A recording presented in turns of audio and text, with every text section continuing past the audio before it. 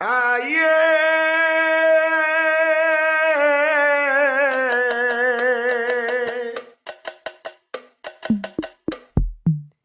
Hello Samangai! C'est comment on dit quoi? La famille ça va, la maman ça va, le papa ça va, les frères, les sœurs, tata, tonton, tout le monde va bien? Bah si ça va pas, tu sais, il y a des jours quoi. Bienvenue dans Talkamine! Talkamine! Hello tout le monde. J'espère que vous allez bien et que vous avez passé une bonne semaine. En tout cas, cette semaine, on vient avec un sujet assez lourd et très complexe, mais très important. Tiens, comment tu vas, tout d'abord? Bah écoute, moi ça va, hein. Ça va, je suis là. Et toi? Bah écoute, ça va. J'espère que tu profites de l'été un peu. Oui, ça va. En fait, je sais pas si c'est un été. Ceux qui sont ici, enfin, je sais pas, mais ça va, franchement ça va, je profite du mieux que je peux. Ouais, bah, super, c'est le plus important en tout cas. Donc aujourd'hui, le sujet de cet épisode, c'est la résilience. Donc déjà, il serait important, je pense, qu'on sache c'est quoi exactement la résilience et qu'est-ce qui peut arriver pour que vous soyez dans la nécessité d'être résilient. Est-ce que tu aurais une petite définition pour nous, tiens? Oui, mais déjà je me dis, si vous posez la question de savoir pourquoi on vous dit à chaque fois pourquoi on choisit tel ou tel sujet, pour vous introduire plus ou moins, c'est que notre génération, on a énormément de traumas, on a énormément de difficultés. Et puis vraiment, cette partie de la vie, de la vingtaine et tout ça, c'est tellement compliqué de faire face à différentes difficultés. Et on s'est dit en fait que faire preuve de résilience ou avoir une attitude résiliente même au quotidien, c'est quelque chose qui doit se construire et qui doit pas nous quitter en fait. Donc, on voulait de par cet épisode-là vous faire part de l'importance de la résilience dans la vie d'une personne et de son utilité au quotidien à pouvoir traverser les difficultés, quoi. Donc voilà. Maintenant, qu'est-ce que la résilience? Bah écoutez, la résilience, pour faire simple, hein, la résilience, c'est la capacité à voyez ça, visualisez comme une colline, une montagne, qui est censée être un trauma, un choc émotionnel, une épreuve que vous avez vécue, et que, en fait, il faut que vous traversez, en fait, vous surmontez cette montagne-là pour recommencer à vivre. Sinon, en face de vous, vous avez que la montagne. Vous ne voyez plus rien. C'est-à-dire que c'est comme si votre vie s'arrête là maintenant. Mais des fois, ce trauma en question ou ce choc émotionnel ça peut être vraiment un gros choc émotionnel. Ça peut être un accident, ça peut être la perte d'un être cher, d'un parent ou quoi que ce soit. Mais ça peut être aussi, des problèmes financiers qui perdurent, un goumet, mais vraiment un gros goumet plein de choses en fait, mais qui vous bloquent la vue, mais vous devez traverser la montagne pour voir l'autre partie. Et donc la résilience, c'est la force que ça va vous demander de grimper, de gravir cette montagne-là et de redescendre et de continuer votre chemin de vie. Donc c'est ça la résilience, si j'ai pu définir et imager le truc. Oui, donc c'est vraiment, si je résume bien, c'est vraiment la capacité d'un individu à supporter les épreuves de la vie. Et cette capacité, du coup, finit par te permettre de rebondir et de prendre un nouveau départ après ce trauma que t'as vécu, quoi. Oui. Je veux dire, on distingue deux types de résilience, c'est-à-dire, parce que de manière globale, comme on a dit, c'est la capacité à pouvoir rebondir. Mais cette capacité à pouvoir rebondir, là, elle peut être mentale comme physique. Très souvent, en fait, on parle très souvent de la résilience mentale parce que, voilà, tout part du mental et tout. Lorsque ton mental est conditionné à se dire que on va surmonter cette épreuve-là, pardon. Lorsque ton mental il est conditionné par rapport à ça, tu vas faire tout ce que tu peux pour pouvoir aller de l'avant. Sauf que pour des personnes ayant eu des traumatismes qui sont liés par exemple à des accidents, qui ont eu des séquelles physiques, parce que toi mentalement tu peux être résilient, donc du coup tu as vraiment la mentalité d'une personne résiliente, tu as la capacité, tu as la force, tu as la discipline, tu as tout ce qu'il faut, mais ton corps par exemple ne passe pas le trauma. C'est-à-dire c'est comme si vous voulez visualiser encore la montagne, mais cette fois-ci devant la montagne, il y a une montagne où en face c'est votre cerveau qui lui réussit à gravir la montagne, et l'autre montagne en face c'est votre corps en fait, ou la partie de votre corps qui est blessée, qui a du mal en fait à gravir la montagne en question. Mais on va dire la résilience physique tire 80% de sa force, on va dire, dans la résilience mentale. Mais c'est une forme de résilience aussi qui existe et qui, des fois, c'est pour vous rappeler que des fois, les deux ne se suivent pas, en fait. C'est que des fois, tu peux être résilient mentalement, tu peux faire les choses, tout ce qu'il faut faire, mais par exemple, suite à ton accident, tu n'arrives toujours pas à marcher ou ta blessure ne se referme pas, malgré que tu fasses tu fasses tout ce que tu dois faire pour pouvoir aller mieux, ça ne passe pas. Mais ce n'est pas de votre fait, voilà. Mais c'est aussi un manque de résilience, en fait, de votre corps. Donc, dans cet épisode-là aussi, on essaiera de donner des clés pour préparer même, en fait, ton corps et ton mental à être dans une attitude et une mentalité résiliente pour que si jamais il y a quelque chose qui arrive, tout soit accordé pour que vous passiez, en fait, cette étape, désastreuse. Vous vous posez peut-être la question à savoir qu'est-ce qui fait qu'une personne soit résiliente. Et on pense que, dépendant de où vous en êtes personnellement dans le travail que vous avez fait sur vous-même, ça peut être 90% des facteurs internes. À savoir, par exemple, votre personnalité, les traits de qualité que vous avez. Et ça peut découler de votre éducation, donc que vous avez reçue qu'on a tous reçu par nos parents, par notre famille, mais aussi une éducation qu'on a fait individuellement pour apprendre comment on gère nos émotions, pour apprendre comment on prend quand quelqu'un nous donne un retour, quand quelqu'un nous donne un feedback.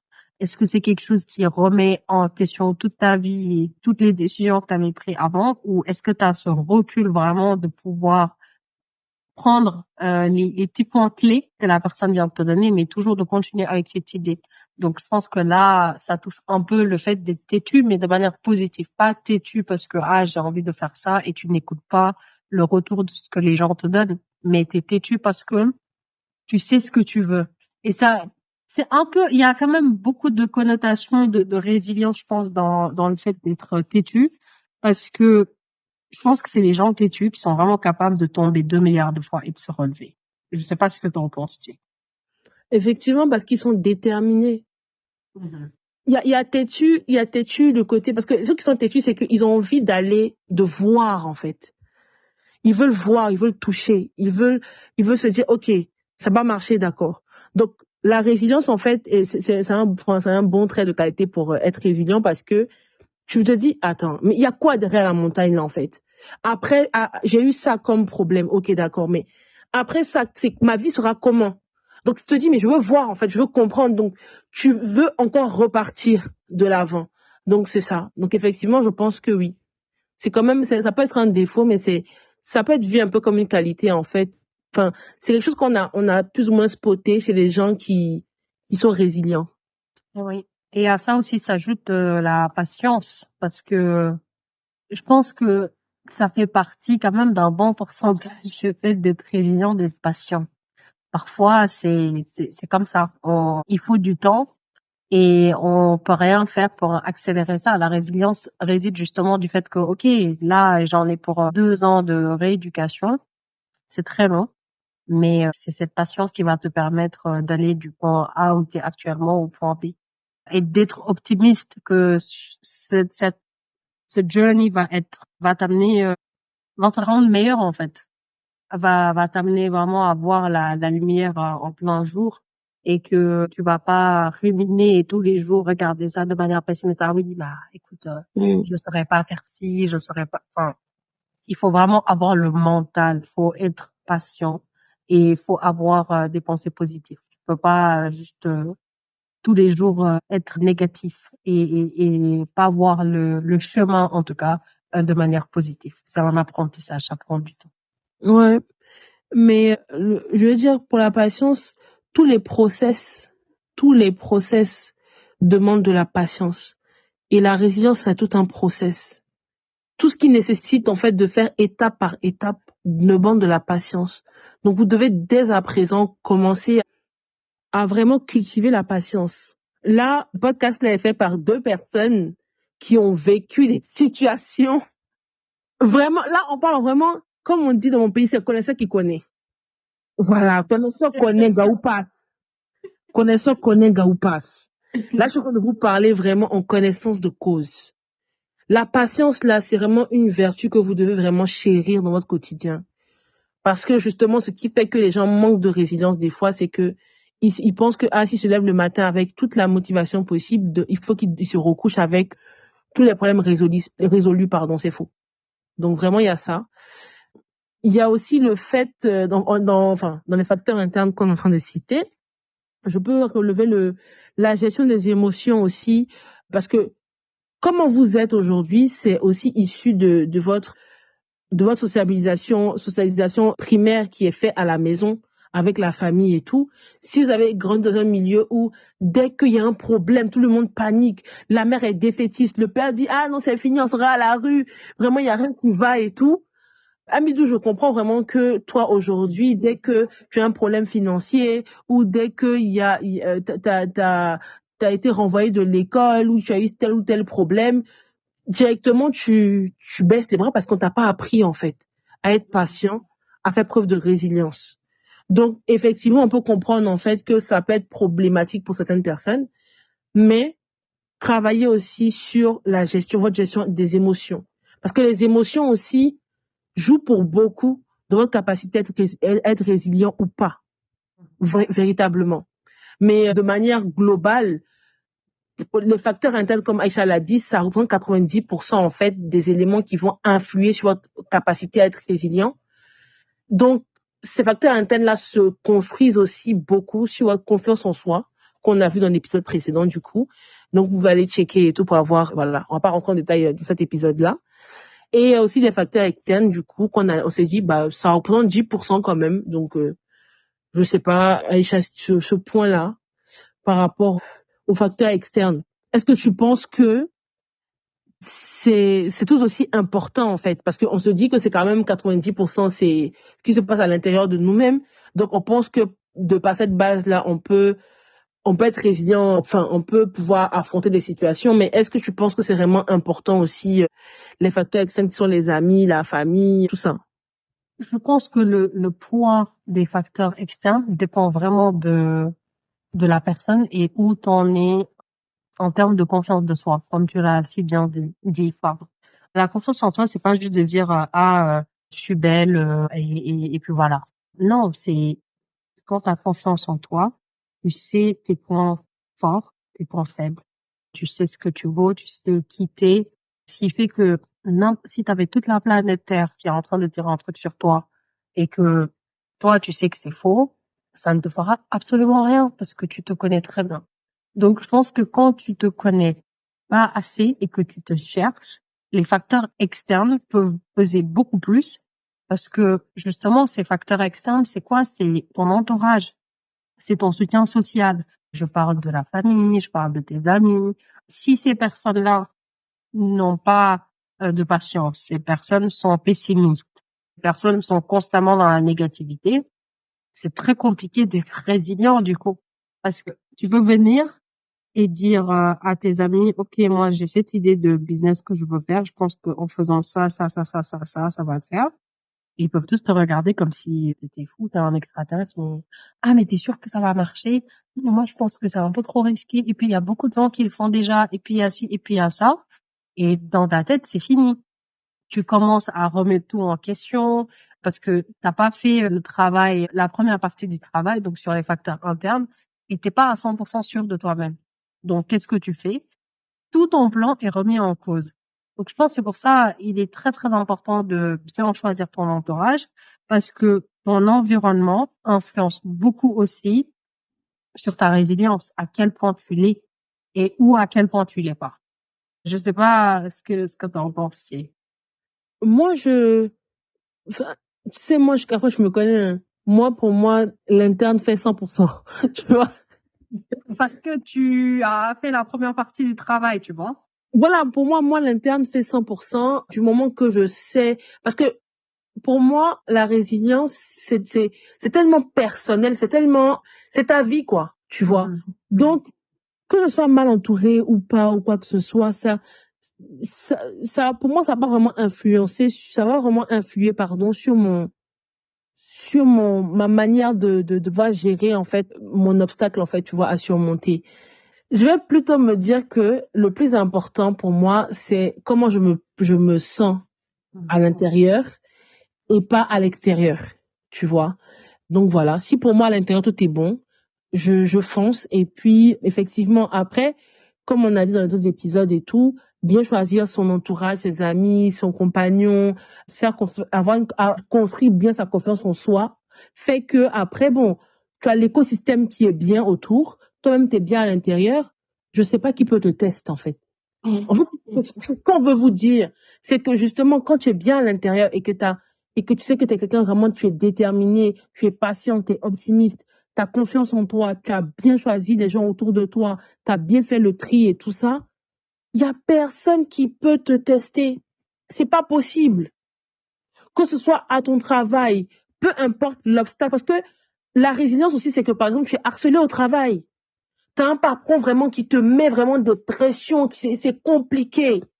Tu n'en peux plus vraiment, tu as la limite en fait. Être résilient aussi, c'est avoir une dépression ou être dans un burn-out et se dire que je ne vais pas rester dedans. Je vais sortir de là. C'est ça aussi faire preuve de résilience. Donc, effectivement, quand tu as tout l'écosystème autour qui te va bien, tu ne peux que être résilient et il faut justement cultiver cet écosystème-là parce qu'on ne sait pas à quel moment la difficulté va frapper à ta porte. Donc, c'est de cultiver, en fait, de vraiment bien nourrir, en fait, tous les facteurs qui vont peut-être influencer ta capacité à être résilient, de les nourrir, de bien les mettre en place tous les jours de ta vie. Mais aussi, il y a un truc que j'aimerais dire, c'est que c'est vrai aussi que faire preuve de résilience, c'est aussi lié à ta situation économique. Parce qu'on est d'accord, Aïcha, que pleurer aux Maldives, c'est un autre goût. Ah, Aïcha, pleurer aux Maldives, c'est un autre goût. Je m'y attendais pas à le pleurer au Maldives. Non, c'est totalement vrai. Je crois que est-ce que tu as vu et aussi pourquoi j'ai éclaté de rire, est-ce que tu as vu la vidéo de Steve Harvey où il parlait de ça? En gros, il était en interview et il parlait des voitures qu'il a, les maisons et tout. Et le monsieur lui a dit, mais est-ce que tu penses que l'argent et tous ces trucs que t'as fait tout? Et il enlève ses lunettes, il le regarde et lui dit, I better be crying in my funds than crying. Mais tous les deux, ils ont tellement éclaté de rire, tellement la question, que j'ai trouvé ça un peu ridicule, tu vois. Bien évidemment qu'il sait que c'est pas la chose la plus importante dans sa vie, mais comme tu l'as si bien dit, pleurer au Maldives et pleurer, voilà, quelque part que je ne nommerai pas parce que je ne veux pas, tu vois, c'est pas la même chose. C'est pas du tout la même chose. Je suis totalement d'accord avec toi. Tu vois, en gros, quand je dis ça, ça veut pas dire en gros que tu vas pas pouvoir surmonter, mais on est conscient aussi que ça joue aussi un rôle important et que tout le monde n'a pas les mêmes moyens, tout le monde n'a pas les mêmes, parce que des fois, ça peut ne pas forcément être ton argent. Ça peut être un ami qui te dit non, ou une amie qui te dit non, mais j'ai ma maison dans telle ville et tout, viens, t'es tranquille, voilà, tu pourras réfléchir, tu pourras, voilà. Même pour te soigner aussi, être dans de meilleurs hôpitaux, ou voilà. Donc, ce que j'ai à dire par rapport à ça, c'est que quand le travail est fait en interne et que tu as les amis, tu as les proches à côté, je pense que tu as déjà tout en fait. Mais si tu n'as pas le côté financier aussi qui peut se mettre en marche. J'ai voulu préciser ça parce que je sais qu'il y a des personnes qui disent oui, mais enfin, toute ma vie, c'est vraiment du n'importe quoi. Enfin, je sais même pas où enfin m'arrêter pour pleurer. Enfin, comment m'asseoir pour pleurer parce que c'est pas possible. Tu vois, donc je me dis que justement, de deux côtés, ça peut être un peu toxique de le dire comme ça, mais de deux côtés, justement, si tu vois que tu ne sais même pas où t'arrêter pour pleurer, ça veut dire que justement, tu dois encore faire plus preuve de résilience. Enfin, tu dois être la personne la plus résiliente, même voilà, parce que tu sais que moi, je pleure. Ça veut dire que là, je te dis que, mais moi, je suis en train de pleurer dans une maison où, qui m'appartient pas, où le propriétaire à tout moment peut me mettre dehors pour renforcer encore, pour me mettre encore plus dans un problème compliqué. Voilà pourquoi la dernière fois pardon? Non, je dis c'est totalement vrai. Mais voilà pourquoi la dernière fois j'ai mis dans l'épicier, j'ai applaudi les gens qui procrastinent, en fait. J'ai applaudi. Parce que je me dis que il y a des situations dans la vie que tu vis qui te permettent pas, en fait, de ne pas être optimiste, de ne pas être déterminé, en fait. C'est pas possible. Ce n'est pas possible. Donc vraiment, voilà, c'était ce petit point-là que je voulais faire. Je ferme la petite parenthèse. Mais en dehors des obstacles, je veux dire financiers, enfin, c'est même pas un obstacle parce que quand tu veux, tu peux. C'est pas une phrase bateau. Je sais de quoi je vous parle. J'espère que un jour, peut-être pas dans cette saison-là, dans une autre saison, ou peut-être même le jour qu'on fera le pod, pardon, de manière ouverte, enfin, en présentiel avec vous, par exemple, je pourrais revenir sur certaines choses qui me font dire ça, en fait. Si tu veux, tu peux. Mais en dehors des obstacles, en fait, qu'on a, enfin, qui sont financiers, comme j'ai dit, il y a aussi des personnes, par exemple, qui souffrent de stress chronique et qui ont des traumatismes vraiment très durs, qui sont même pas liés au traumatisme. Parce que vous savez, les traumatismes, c'est un peu comme les pigeons. Est-ce que quelqu'un a déjà essayé ici de donner de la nourriture à un pigeon? Tu donnes la nourriture à un pigeon, il appelle toute sa famille, ça vient. T'es de retour avec tes images mais c'est vrai, hein. C'est vrai qu'il va penser. C'est vrai. C'est pareil. Ça veut dire que même pour les traumas, des fois, tu vis un trauma dans ton enfance, tu te dis, ah non, c'est dans mon enfance à 5 ans. Ok. Tu continues, tu avances. Choc émotionnel par-ci, par-là. 2, 3 gourmets costauds dans ta vie, y a pas de souci. À un moment donné, tu vis une situation, c'est tellement dur. En fait, c'est même pas la situation qui te met par terre. C'est qu'il y a des traumas. Donc, tu vois, comme le pigeon, il a appelé ses amis traumas. Ça, dans mon pays, on dit, je suis trauma choqué. C'est ça, là. Et ça, t'as totalement raison. Et ça a même un terme scientifique, c'est le syndrome de stress psychotraumatique. C'est-à-dire que le passé ne passe pas. Du coup, parce que, en gros, il y a, enfin, on rewind a little bit. Quand le trauma, c'est le choc du traumatisme. Je sais pas si ça a du sens. Traumatisme, souvent, on va me définir ça par rapport à un gros choc, des lésions que tu as reçues et tout. Mais quand on dit trauma, c'est le choc du traumatisme. Donc, comme tu as dit, tu commences à travailler sur un truc. Tu penses que tout est bon, tu as ce petit truc et tout. Et non, d'un coup, il y a tout qui sort. Surtout quand tu fais face à des problèmes de stress chronique, à des problèmes d'anxiété. C'est très rapidement, tu peux te sentir très rapidement overwhelmed par tout ça qui vient d'un coup. Nous sommes inégaux face au trauma. Donc, c'est ça le problème aussi. C'est-à-dire que qui peut gérer ces triggers face à ces traumas complètement différents de la manière dont moi je les gère. Et du coup, ça change aussi sur le niveau de résilience dans la vie de tous les jours. C'est vraiment ça le problème avec la résilience. C'est que on aime très souvent applaudir des gens qui on dit oui, vraiment c'est une personne résiliente, elle a vécu ça, elle est passée. Non, elle est arrivée à traverser ce problème-là, cet obstacle-là, parce que elle a déjà fait la paix, plus ou moins, avec ses anciens traumas. Donc, le choc, il vient, il est vraiment choquant, mais c'est que ça qu'elle a à traiter. Mais imagine-toi, en train de gérer, Amidou, des traumas intergénérationnels. C'est-à-dire que ton ancêtre qui s'est laissé berner par les miroirs, là, lui, son trauma, lui, sa culpabilité d'avoir vendu ses terres à cause du miroir. Tu as ça sur ta vie actuellement, Amidou. Plus tous tes parents, toi-même ce que tu as fait, tout ce que tu as eu et tout.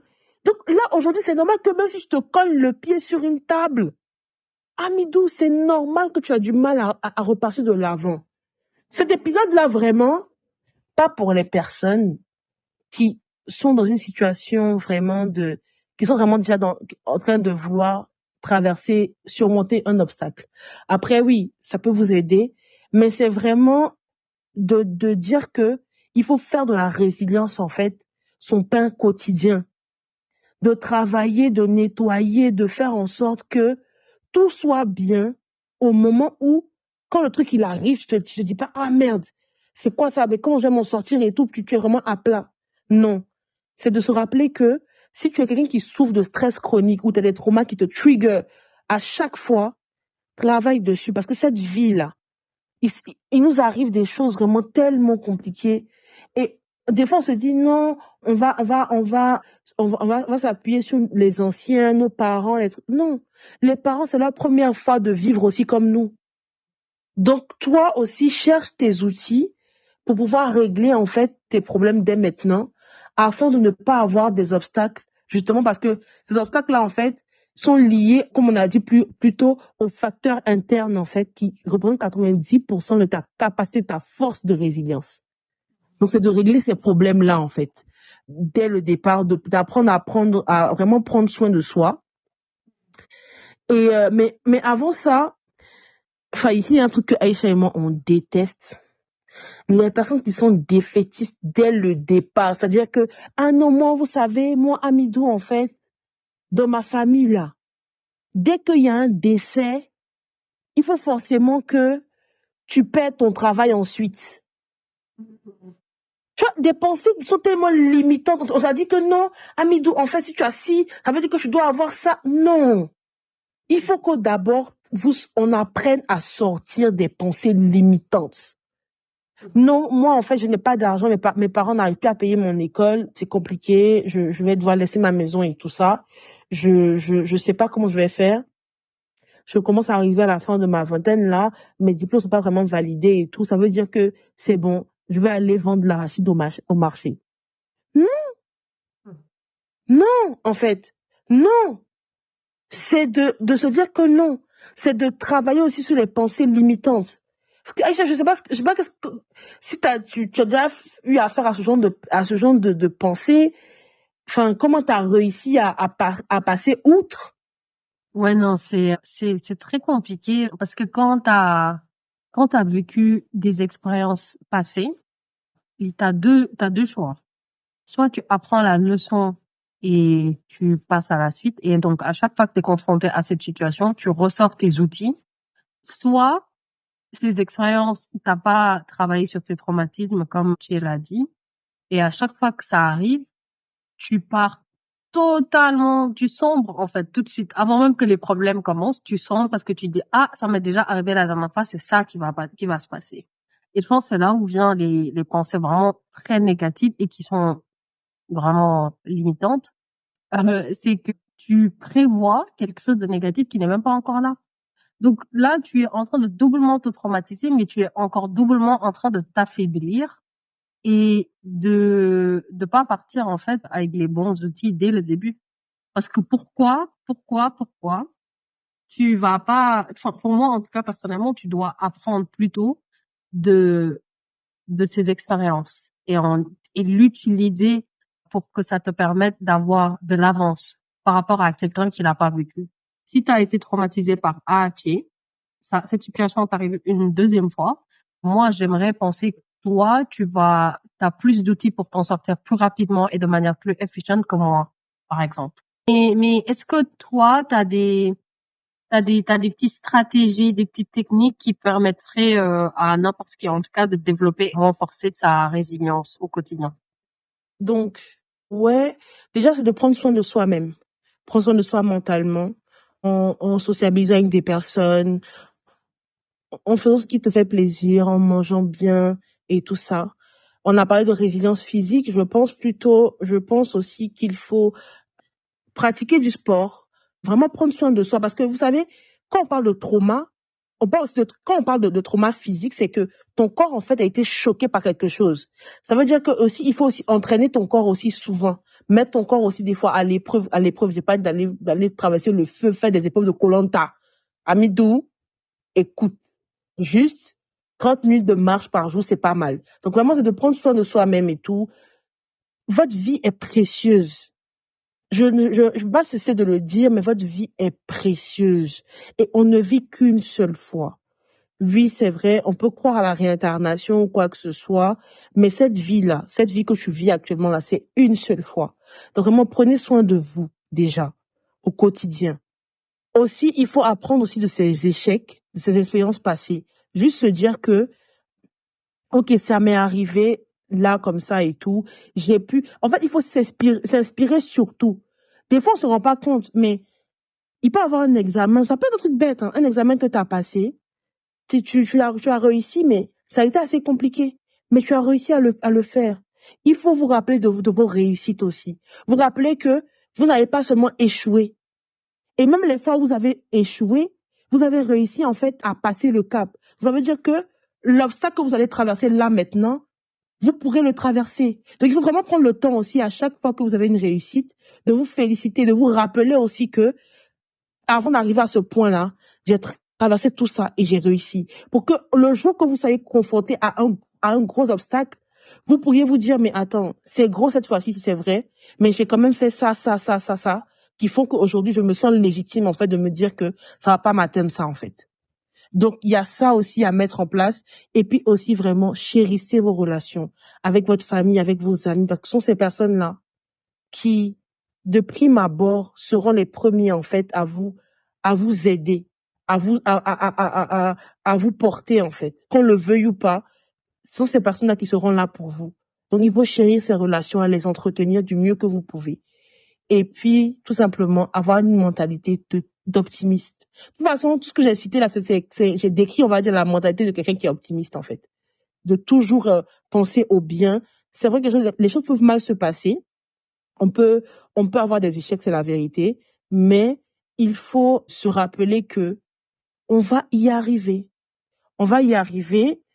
Et pour ceux qui croient, de toute façon, je vais laisser Aïcha aussi dire ce qu'elle pense, mais pour ceux qui croient, la religion aussi permet de pouvoir surmonter beaucoup de choses.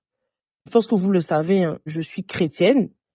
Il y a un verset dans la Bible qui dit « Je puis tout par celui qui me fortifie ». Ça veut dire que tu peux tout faire. Parce que c'est pas par ta propre force d'être humain, mais c'est par la force aussi que Dieu te donne, en fait, que tu pourras faire ce que tu dois faire. Et c'est très important, en fait, même pour ceux qui n'ont pas de religion qui m'écoutent, cherchez en fait cette force-là au-delà de vous-même. C'est très important, ça aide. Et puis voilà. Aïcha, dis-moi si aussi tu veux rajouter quelque chose aussi. Non, mais t'as tout dit, hein. T'as tout dit. Moi, je pense que si je me prends comme exemple, moi, tout passe par la religion. Tu vois, je ne pourrais pas être confiante, je ne pourrais pas être résiliente, optimiste ou peu importe ce que vous voulez sans la religion. Ça, c'est une manière de vivre au quotidien. C'est pas que la patience, c'est la patience, la résilience, savoir que tout ce qui vient dans ta vie, c'est un passage. Tout ce qui t'arrive, c'est quelque chose de bien. Tu vas en sortir que en grandissant. Et ça veut pas dire que tu es en train d'invalider tes émotions. Tu peux être très triste, tu peux être déçu, tu peux être vraiment au fond du gouffre et le sentir et pleurer. Nous sommes des êtres humains. Mais en fin de compte, après ça, après avoir évacué tout ça, te dire non, ça va aller mieux. Voilà ce que je vais faire pour que ça aille mieux. Mais en tout cas, j'espère que nous aurons appris quelque chose avec cet épisode parce que on attend grave de communiquer avec vous sur cet épisode, de savoir un peu vos avis, vos techniques aussi, qu'est-ce que vous utilisez dans la vie de tous les jours pour entretenir cet aspect de votre personnalité et quand vraiment c'est the struggle, c'est dur, qu'est-ce que vous faites? À qui vous allez parler? Est-ce que vous avez de l'aide? Donc voilà. En tout cas, c'était un épisode très très important, mais aussi assez complexe. Donc si vous voulez qu'on fasse une deuxième partie, dites-le nous. Et avec plaisir, on vous refermera ça avec Jay, avec plus de détails. Et aussi pour terminer, je sais pas, peut-être qu'il y a des personnes qui ne se sont jamais vraiment penchées sur le mot, enfin, résilience. Enfin, ils entendent peut-être ou ils se sont jamais dit, est-ce qu'être résilient c'est important et tout ça. Je trouve vraiment que notre génération et les générations à venir, je pense que la résilience c'est vraiment le caractère même de notre réussite, en fait. Ça doit être basé sur la résilience parce que il se passe trop de choses autour de nous Et si on ne cultive pas cette mentalité résiliente-là, on va pas s'en sortir. Vraiment pas. Vraiment, vraiment, vraiment, vraiment, vraiment pas. Parce qu'on est trop émotionnellement en alerte de tout. On reçoit plus des traumas, en fait, que les générations passées. Plus les chocs émotionnels que les générations passées. D'autres trouvent qu'on est plus sensible, plus faible. Mais je trouve qu'on est plus, pas sensible dans le sens très faible, très fragile, mais sensible dans le sens, on est sensible à ce qui se passe autour de nous. On est plus en alerte, en fait. Donc voilà. Comme j'aime vous dire beaucoup, on vous aime beaucoup et n'hésitez pas à nous envoyer des messages, à répondre aux commentaires afin que l'épisode puisse continuer en commentaire. Je vous fais plein de bisous. À la semaine prochaine. Ciao, ciao. Fii du foofu du fii Talcamin la waay. T'es d'accord ou pas? On a omis des choses? Viens, on en discute en DM sur notre Instagram @Talcamin. On se retrouve la semaine prochaine pour une nouvelle conversation épicée.